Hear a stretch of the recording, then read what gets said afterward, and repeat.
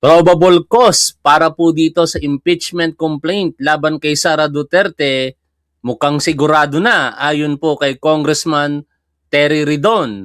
Kung ang pag-uusapan daw po ay ang usaping confidential funds at tagong yaman ni Vice President Sara Duterte, nakasisigurado na daw po siya na meron na talagang probable cause. Ang tanong na lamang sa darating po na April 29 ay kung ano naman ang mangyayari doon po sa pagdinig kaugnay ng pagbabanta ng Vice Presidente sa Pangulo po ng Pilipinas at syempre sa kanyang asawa na si Atty. Lisa Marcos at sa dating speaker na si Martin Romualdez. Kaya yan po yung mga pag-uusapan natin mamaya at syempre ito pong kampo ni Sara Duterte, lagi pong pinupolitika ang issue bagkos pinalalabas niya na wala pong ginagawa ang ating gobyerno. Kaya para po malaman ng mga kapwa po natin Pilipino at manonood dito po sa ating programa, bihirang-bihira ko po itong gawin pero i-share po natin ang isa sa mga napakagandang ginagawa po ng ating gobyerno. Ito po yung Pambansang Pabahay para sa Pilipino program kung saan naglabas po ng bagong vlog ang ating Pangulong Bongbong Marcos. Bago tayo magpatuloy, magandang araw po sa inyong lahat. Ngayon po ay April 26, 2026. Maraming salamat po sa patuloy po ninyong pagsuporta sa ating gobyerno, sa ating Pangulong Bongbong Marcos at dito po sa ating programa. Kung kayo po ay hindi Duterte supporters, huwag nyo po sanang kalilimutang paki-like at kung pwede, i-share nyo na rin po ito pong ating live stream. Balik po tayo dito po sa ating pag-uusapang issue. Siyempre, ang magandang ginagawa po ng ating Pangulo, napakarami. Pero sa partikular na oras po na ito, i-share ko po sa inyo ang vlog ni Pangulong Bongbong Marcos tungkol nga po sa 4Ps or Pambansang Pabahay para sa Pilipino program. Panoorin at pwedeng rating reaksyonan din, maya-maya. Magandang araw sa inyong lahat at sana ay nasa mabuti kayong kalagayan. Dahil patindi ng patindi ang init ng panahon. Alam niyo po, kahit mabigat ang krisis natin sa enerhiya, ang trabaho ng gobyerno ay hindi maaaring doon lang tumigil. Tama! No? Ang dami kasing mga negatibo ang utak. Partikular, yung mga Duterte supporters. Na bakit daw po inuuna pa ang impeachment, merong krisis na kinakaharap ang lipunan po natin sa kasalukuyan. Pero katulad po nung nadinig po ninyo sa ating Pangulo, hindi porket may krisis, pababayaan po ang ating mga kababayang Pilipino. More so, yung paghahanap po ng pananagutan. After all, ang paghahanap ng pananagutan, hindi nga po ito tungkulin ng ehekutibo when it comes to Sara Duterte's impeachment. Yan po ay mandato ng Kongreso, no? Which is a separate branch of the government na may sarili pong mandato under the Constitution. Pero ang ipinapaliwanag po dito ng ating Pangulo, hindi po nagpapabaya. Taliwas po sa sinasabi ng mga kritiko. Katulad po ni Mike Defensor, di ba? Yung kanyang may bahay at anak, kinasuhan po ng qualified human trafficking. Sinasabi ni Mike Defensor, bakit pa daw po inuuna ng NBI yung mga ganitong uri ng trabaho or law enforcement action?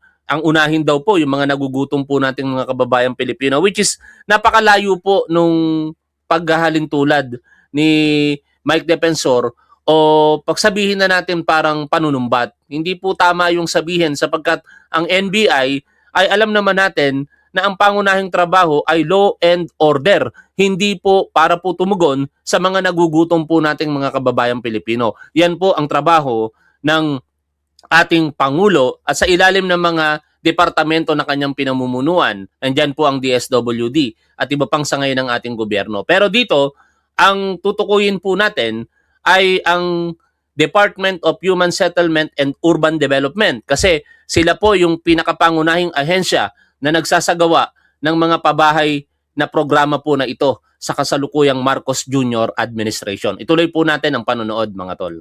Patuloy ang paggawa ng mga kalye at daan, patuloy ang pangangalaga sa mga may sakit, sa mga estudyante. Hindi pwedeng huminto ang pagpuksa sa krimen. Hindi rin pwedeng tumigil ang pagsuporta sa ating mga atleta, sa kultura, sa sining, sa turismo. Patuloy ang trabaho sa lahat ng sangay ng gobyerno. At yan naman talaga ang dapat dahil hindi natin hahayaang maparalisa ang serbisyong binibigay ng gobyerno. Ano man ang problemang hinaharap. Kaya't hayaan niyo pong ikwento namin sa inyo, simula po sa vlog na ito, ang mga mahalagang programa ng pamahalaan na kahit sa gitna ng krisis ay nakakapagdala ng magandang pagbabago sa buhay ng ating mga kababayan. Tignan natin ang kwento naman ng pamilyang mga matagumpay na iniahon ng ating mga programang pabahay. Sa loob ng maraming taon, libu-libong pamilyang Pilipino ang walang maayos na tirahan. Hirap makakuha ng pabahay. Kung meron man, hindi angkop sa disenteng pamumuhay. Iisa ang pangarap ng bawat pamilya, ang magkaroon ng sariling tahanan.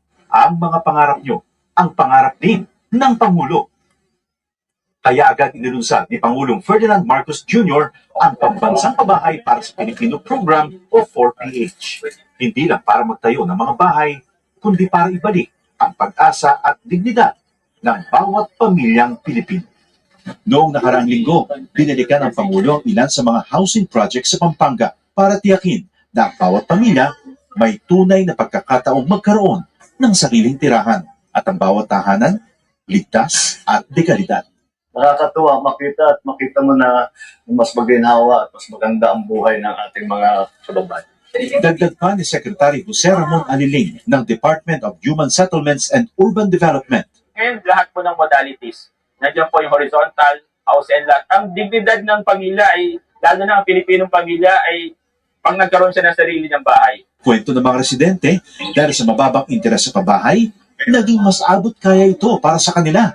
Ibinaba kasi ng gobyerno sa 1 to 3% ang subsidized interest rate para sa mga kwalipikadong benepisyaryo ng socialized housing project, aninsunod pa rin sa utos ng Pangulo. Diba? Napakagaling, ano?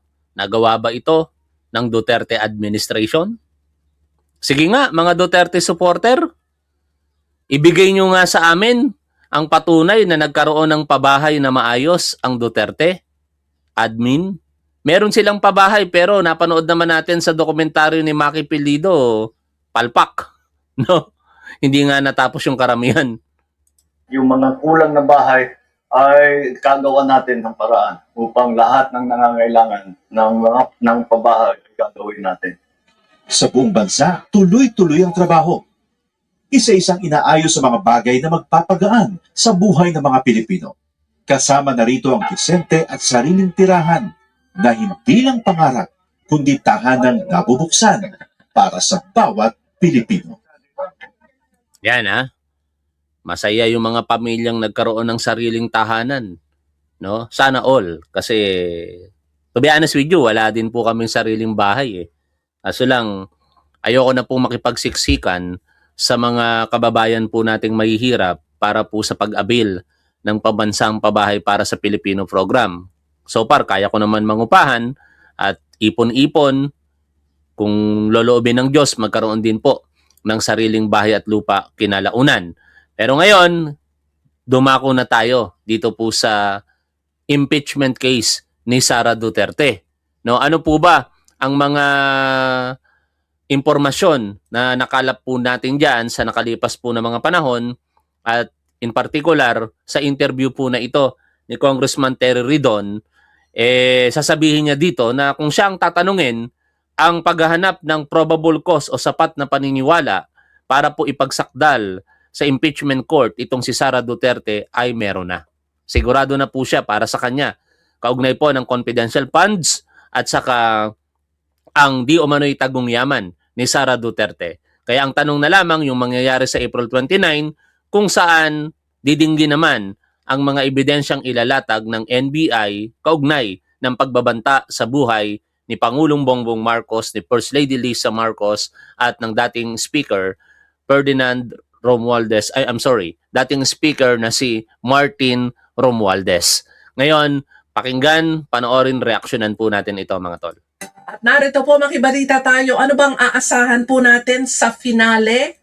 Ibig sabihin pinakahuling hearing ng House Justice Committee sa araw po ng Miyerkules, April 29. Nasa linya po natin via Zoom ang kinatawan ng Bicol Saro Party List Chairman ng House Committee on Public Accounts at aktibong miyembro ng House Justice Committee, Representative Terry Ridon. Kong Terry, magandang umaga.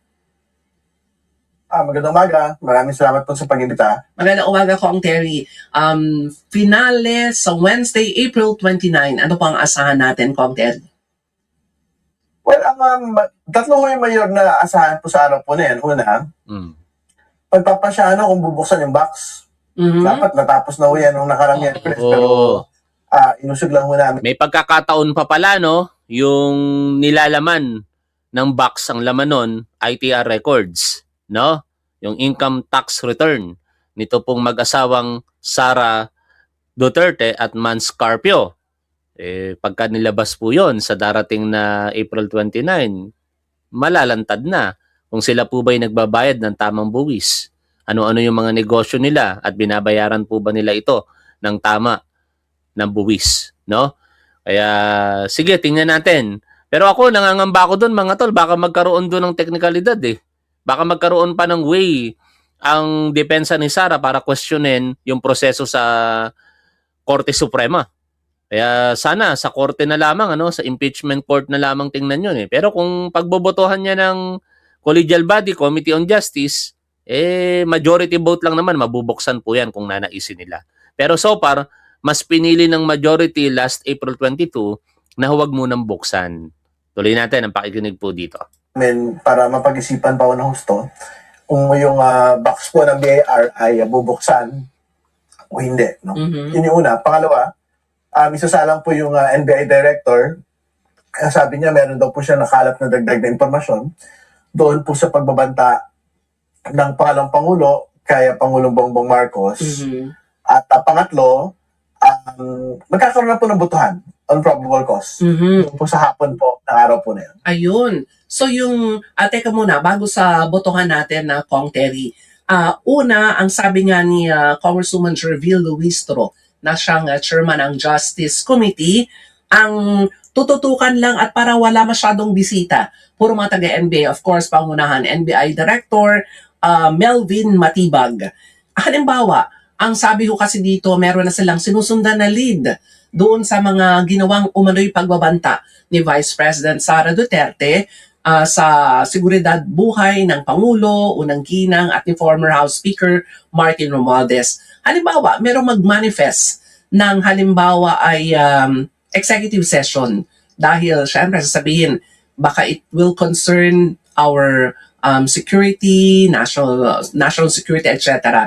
Ito po ba ay pwedeng payagan o ano ang magiging decision po dito ng komite, Attorney Redon?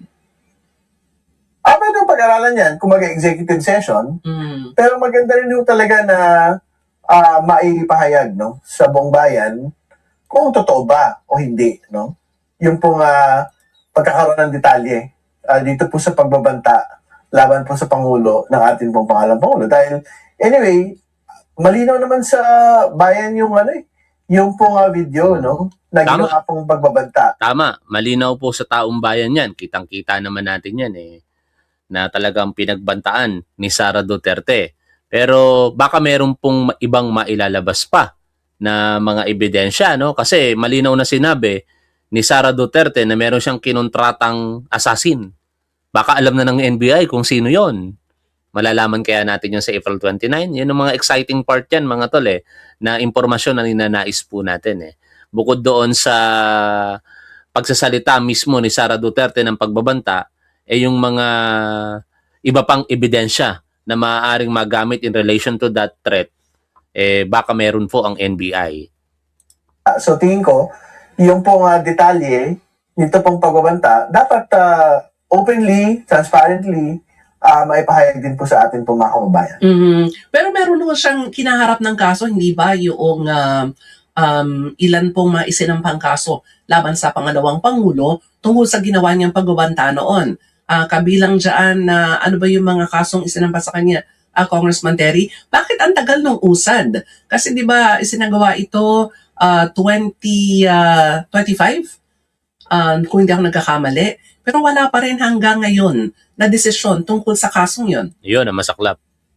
Well, syempre, hindi din naman nun siguro Di masasagot yan ni Congressman Terry Ridon. Ang makakasagot yan, Department of Justice. Pero baka somehow, mabigyan tayo ng impormasyon dyan ng NBI sa darating po na April 29. Kasi sila po yung nagsampa ng reklamo sa DOJ eh.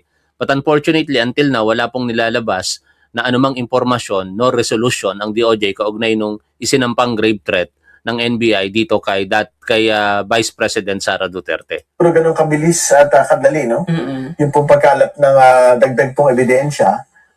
Ang pinakamaganda ho talaga, antabayanan ho natin yung pagkakasalang ni Director Matibag. Kasi baka siya pwede makasagot, no? Kung meron ho bang updates dun sa mga Kaso. na i-file po ng mga kaso, Mhm. no? At ano pa yung mga dagdag pong ebidensya na inaantay po natin. Ang totoo naman, no, even without the additional evidence on the threat, sa totoo lang, the video will speak for itself. Mhm. Kasi nakita naman natin doon, merong aktual na pagbabanta Hmm. laban sa laban sa Pangulo, ng pangalawang Pangulo, at ang sabi pa niya nga doon, no joke. No Oo. joke. Ang sabi ni Director Ito yun, mga tol no? Iluitin lang natin. Huwag kang mag-alala, ma'am, sa security ko. Kasi may kinausap na ako na tao. Sinabi ko sa kanya, kapag pinatay ako, patayin mo si BBM, si Lisa Araneta, at si Martin Romales. No joke. No joke. Nagbilin na ako, ma'am. Pag namatay ako, sabi ko, huwag ka tumigil hanggang hindi mo mapatay sila. O, di ba? And then he said yes. Oh, meron na siyang kinausap. Kaya ang exciting part diyan, nalaman kaya ng NBI kung sino yung kinausap? Hindi natin masasagot sa ngayon, pero sa April 29, tingnan natin. Matibag sa kanyang press con ay hindi daw ito spur of the moment. Ibig sabihin hindi daw ito kumbaga ay nasabi lang at walang intensyon, kundi base sa sinusubukan nila o lead na kanilang sinusundan, talagang planado o intentional. Ayun na nga ho. Yun ang, I think, yun ang pinaka magiging new update, no? Mhm. New evidence. Pagka ho, naipahayag po ng ating pong invite director, ito pong detalye po na ito. Mhm. Yung box na bubuksan sa Miyerkules, ano po ba ang kumbaga bigat nito doon sa Bubuksan o pwedeng buksan? No? Parang sigurado tong reporter na bubuksan, ha? Dinefer nga po nung April 22. Kaya kung dinefer nung April 22 sa boto ng majority, bago mabuksan yan, kailangan muling bumoto ang majority para buksan yan. Pero tingnan natin ano ang sagot ni Congressman Ridon. kaso o reklamo sa impeachment against the Vice President, ito po ay naglalaman ng mga income tax returns ng pangalawang Pangulo, hindi po ba?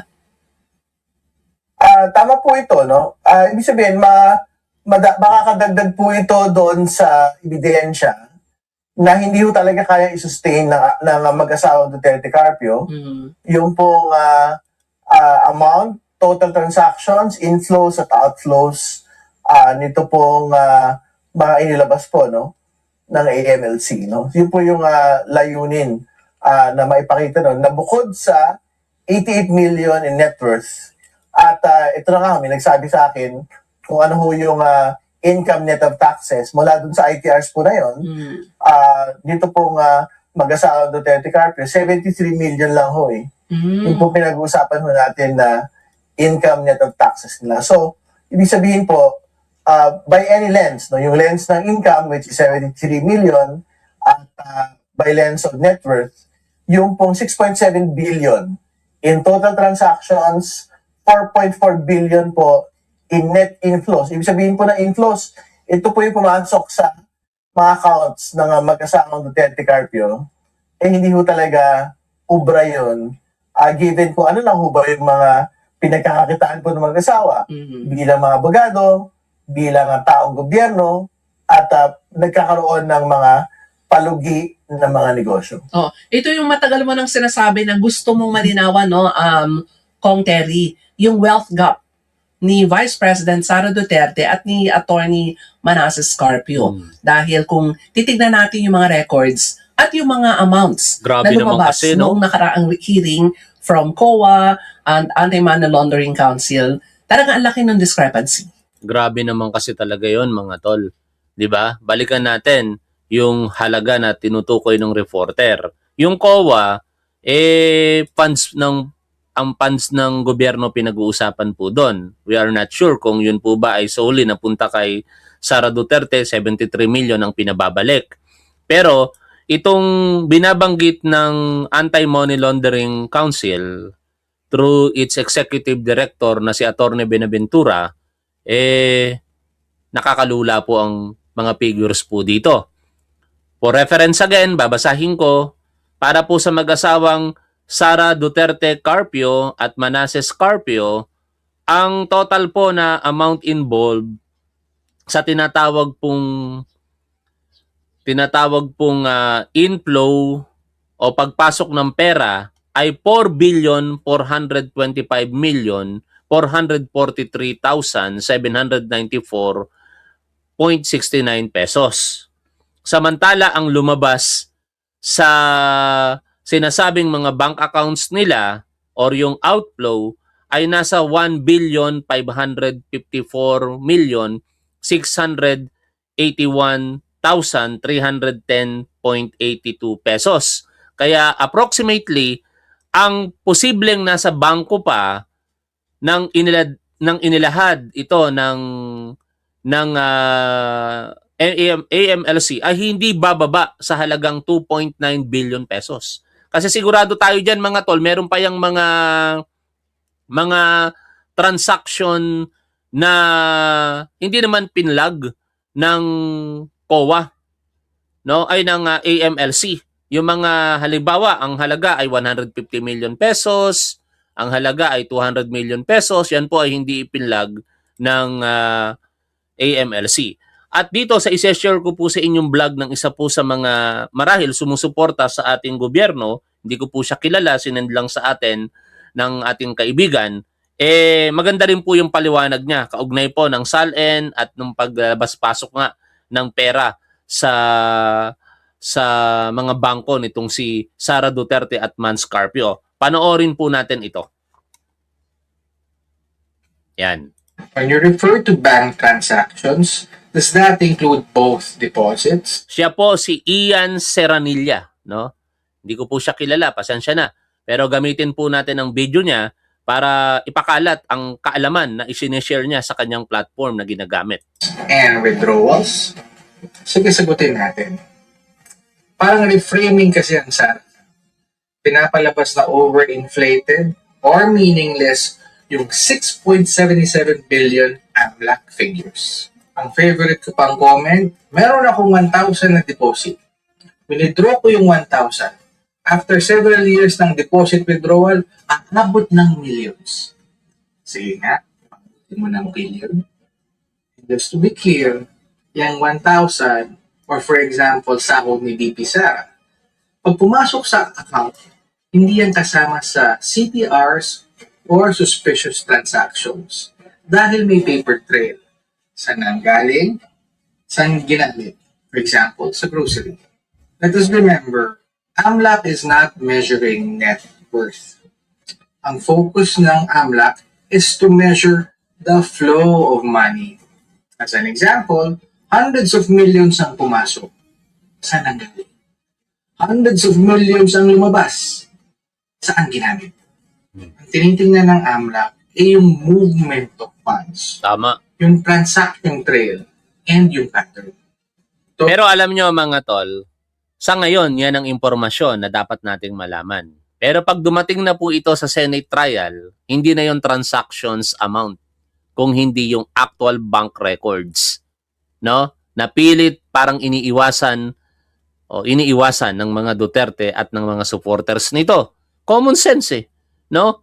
Kung talagang walang itinatago itong si Sara Duterte, kung ako inaakusahan ng ganyan, magbo-volunteer na ako.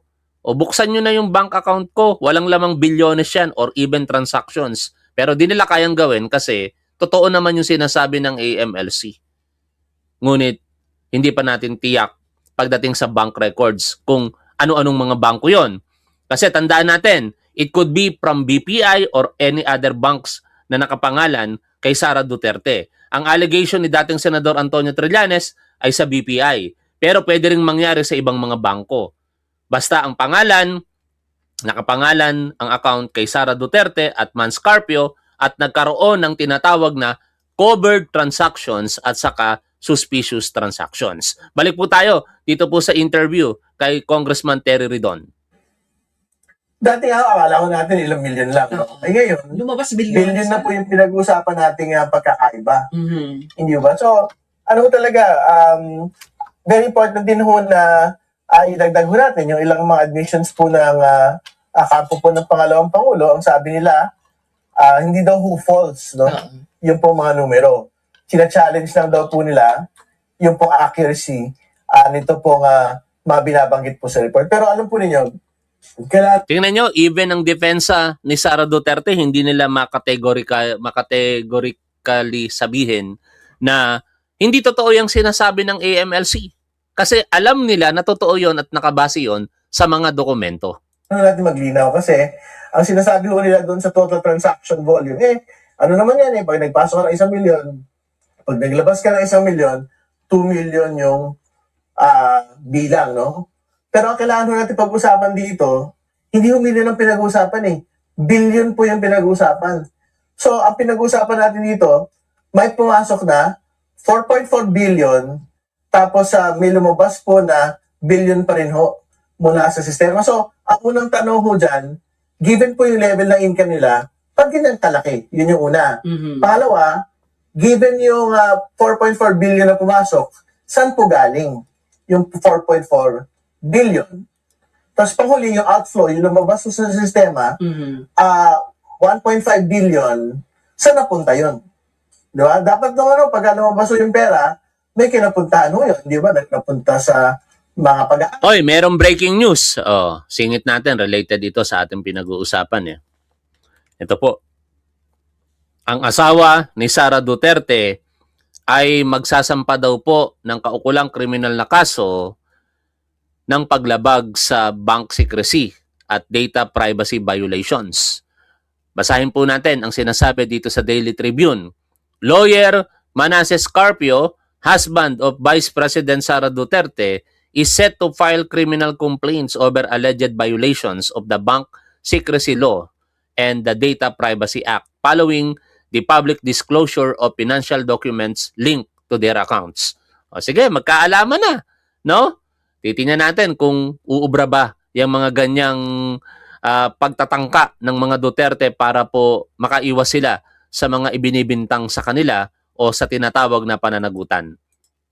napunta sa mga gastos, napunta sa mga negosyo. At panghuli, meron pong neto. I think yung neto po mga 2 billion Ibig sabihin, naiwan ho doon sa sistema, naiwan sa mga accounts. Nasaan ho yun?